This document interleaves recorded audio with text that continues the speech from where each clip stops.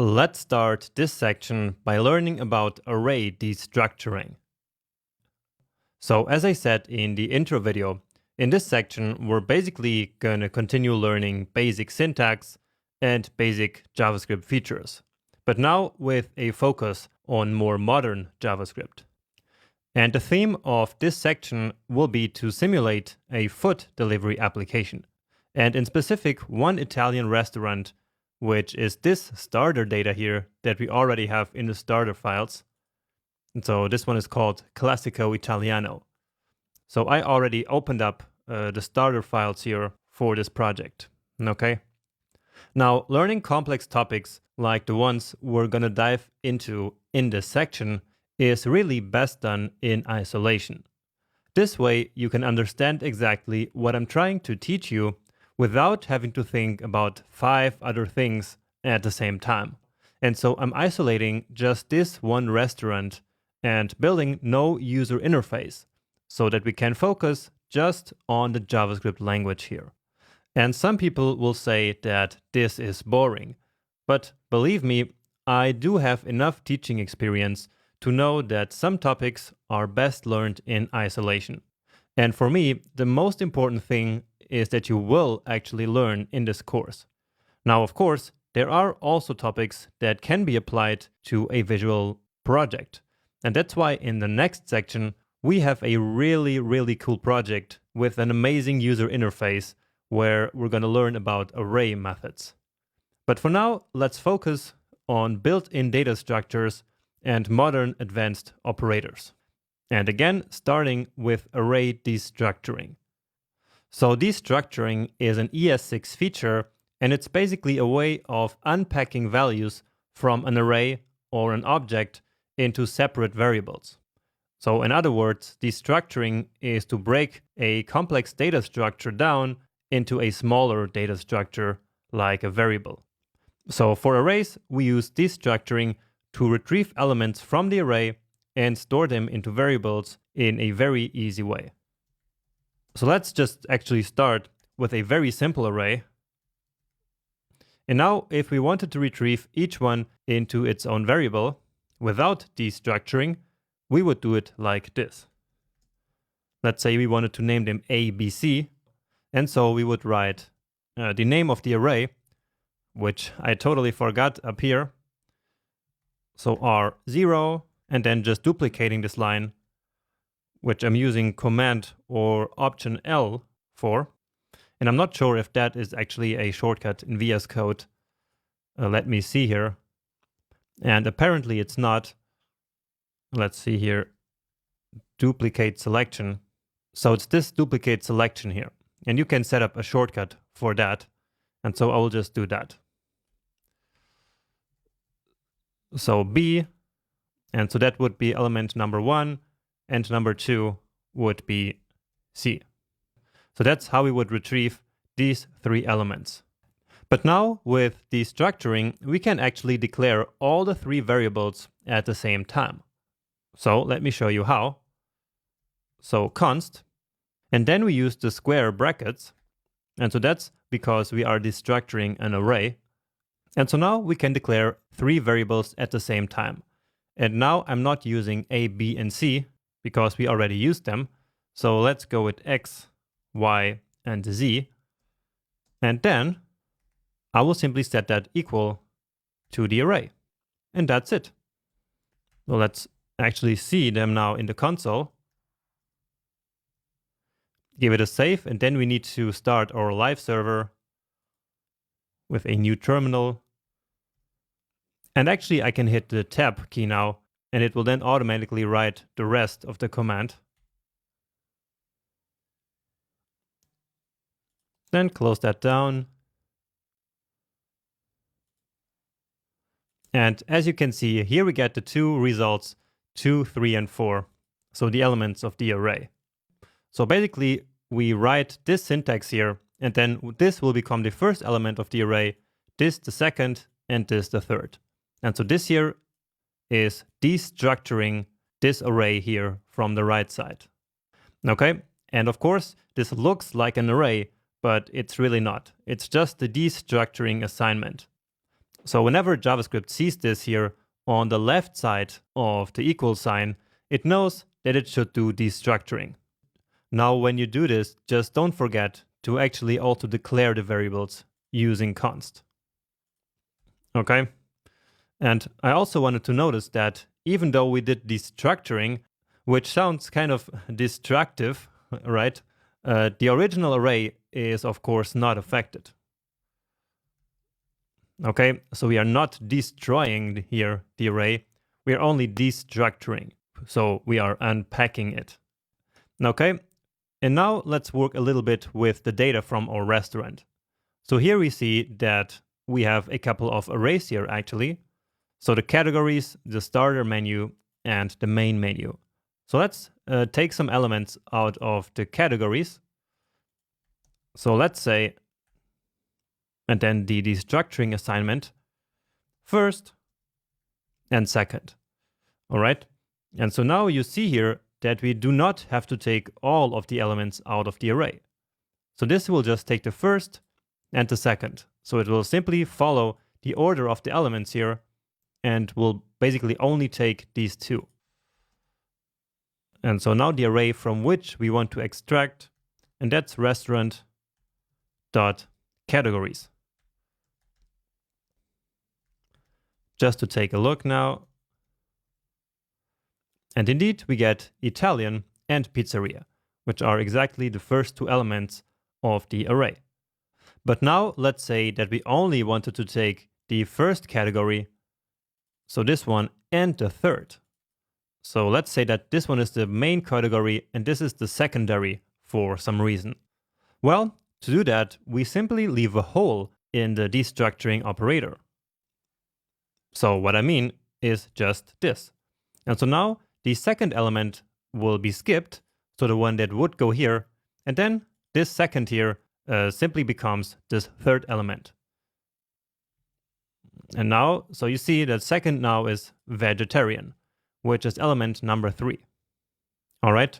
And so like this, we don't have to create variables for all the stuff that we might not even need. So if we only need to take this and this, we just skip the element in the middle. Okay. And this is really powerful, and we use destructuring to do a lot of cool things. For example, let's say that the owner of the restaurant now decided to switch the main and the secondary category. So right now the primary is Italian and the secondary is vegetarian, but now they wanted to switch it. So let's first change the name here to main and secondary, just to make it a bit more obvious. Second array. And so if we would like to switch these two variables, then without destructuring, we would have to do it like this. We would need to create a temporary variable, and then to that we would assign one of them. So let's say main, and then we could switch main. We would say main is equal to the secondary, and then secondary is equal to temp, because that's where we temporarily stored the value of main, right? We could not just do main equals secondary and then secondary equals main, because by then we would already have overwritten the main variable, right? And that's why we need this temporary variable in the middle. So that's how we would do it. But with destructuring, we can make it a lot easier. And this is how we do it. First, we create an array with both of them. And the first one is going to be the secondary. And then the second one will be the main. And actually, before we do that, let me just show you that this worked. So main and secondary. And so now we should see them switched. Oh, okay. Here we need to change, of course, to let, because we are reassigning here to a const in line 24. So let's try that now. And indeed, what was Italian is now vegetarian, and what was vegetarian is now Italian. So this here worked indeed, but let's now take this out. so that we can do it using destructuring.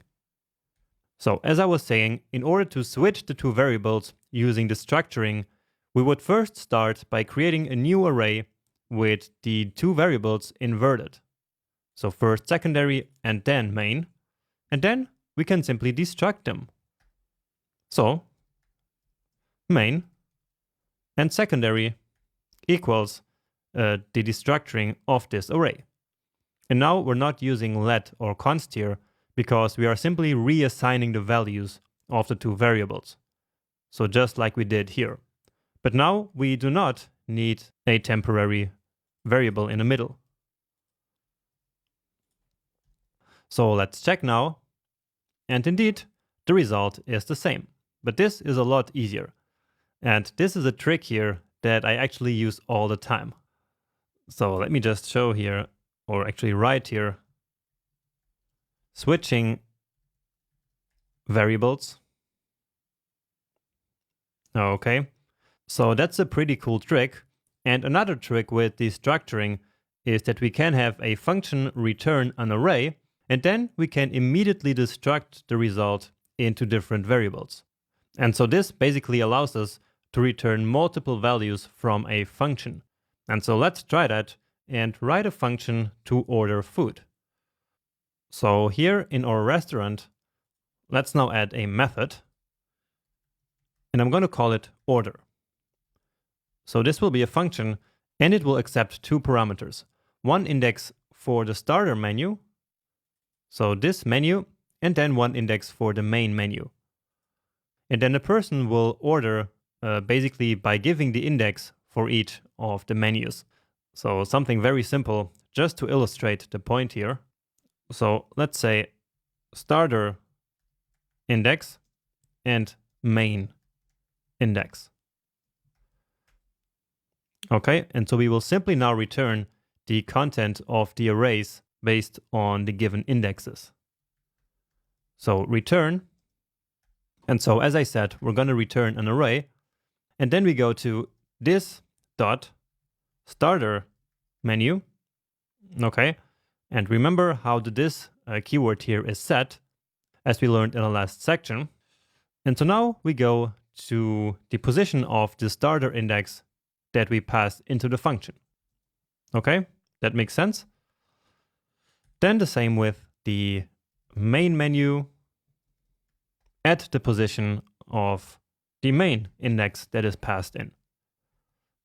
All right, so here we are, of course, not doing any destructuring yet, but now is a time where we will do it.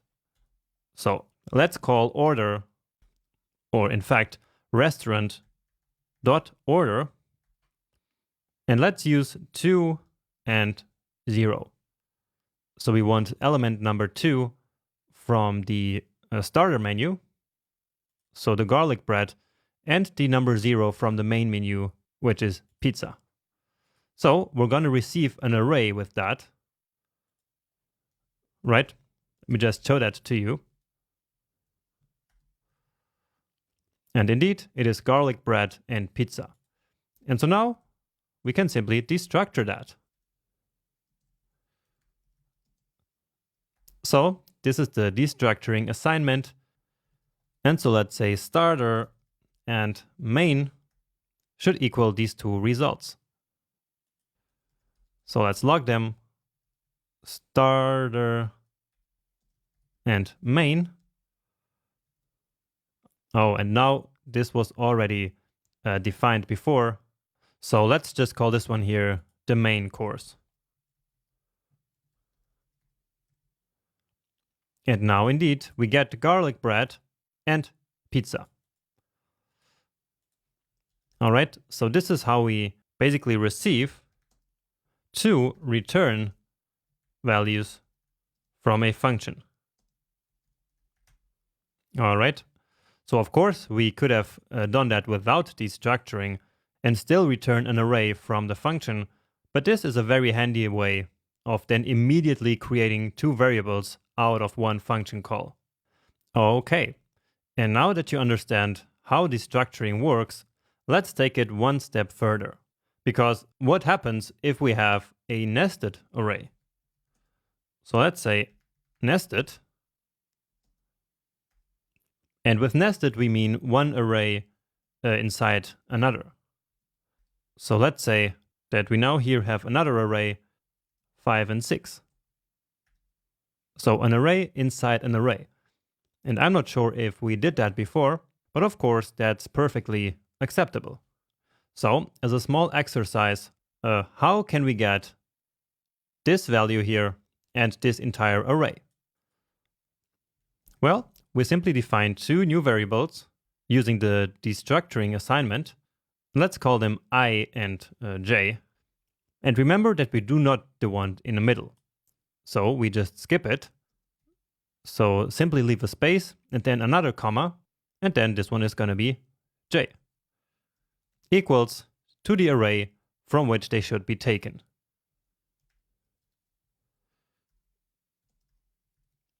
And indeed, we get the number 2 and then the array 5 and 6. Great, but what if we actually wanted all the individual values? Well, then we would essentially have to do destructuring inside of destructuring. So that sounds complicated, but it's not. So let's take out these here, and let's create now 3 variables. So one for this, one for the 5, and one for the 6. So we're going to skip the 4 again. So that's going to be I, then again the whole here, and now here we can destruct this inner array immediately.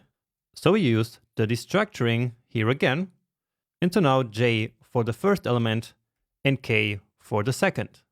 So for 5 and 6. And then again, the array from which to take. And then let's take a look. And so this should now give us 2, 5, and 6 as separate variables. And yes. So that's how nested destructuring works. Basically, we need to do destructuring inside of destructuring.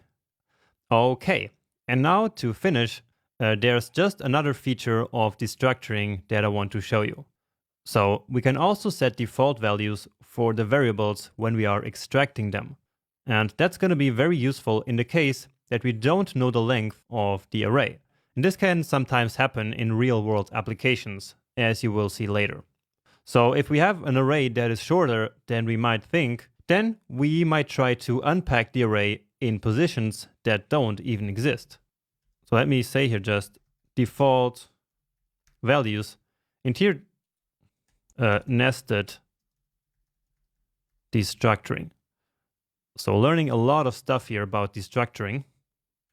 And so let's now say that we have this array, 8 and 9, and then we are trying to destructure it.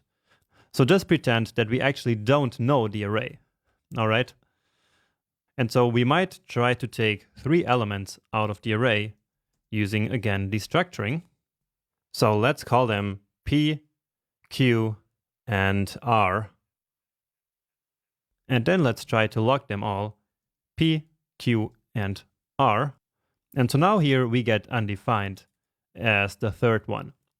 So this would basically be the same as trying to read the element at position number 2 of this array. But it only has elements at position 0 and 1. And so therefore we then get undefined. But as I said, we can set default values. So let's simply set them all to 1. And then our R will become 1. Great. And if we remove this element, then Q will also become 1. Okay? And as I said, this can sometimes be useful, for example, when we get data from an API. And so we're going to probably use this one and actually everything that we did in this lecture a bit later in the course.